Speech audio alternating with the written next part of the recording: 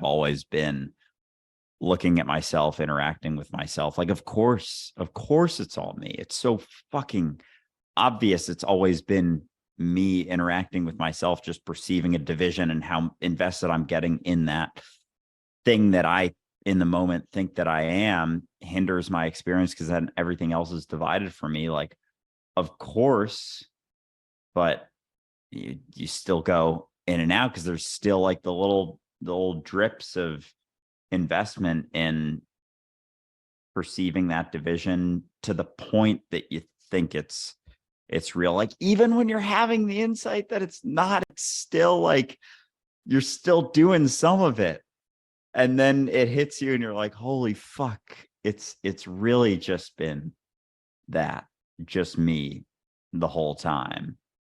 Like, hey. So I'm glad you brought this up, because there's this period that you kind of go through, and you'll kind of oscillate in and out of it as you go along this, path of simplification, let's just say, where all of a sudden it's like you feel inclined to let go of everything because you're so attached to everything. Like, for example, your narrative of having a sweet tooth. So at some point you're just like, fuck, I gotta let that go too. And that's not incorrect. That is absolutely correct. That said, though, that's only a step. First, it's letting it go because you habitually cling to it.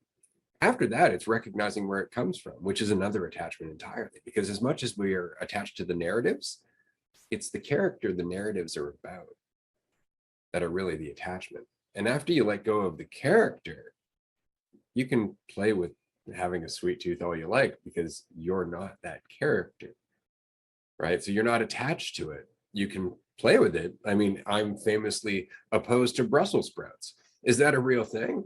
No, it isn't, but it's funny to me. Yeah. And that's, I think, the shift is even, and it's not about even pushing yourself to do something like that. Isn't it? I think that's hitting me more clearly recently too. Like, it's not about, having a certain narrative, like, oh, I can't do this because of this fear or whatever. And it's not about being like, yes, you can prove that that's not your narrative. Prove it. It's like, who's proving it? Who exactly is proving that that isn't the narrative? So it can't be that, because that's just the other side of it. It like flip-flopping over. So it's not about doing it. It's just it's like recognizing it where it comes from without the need to do it to prove it.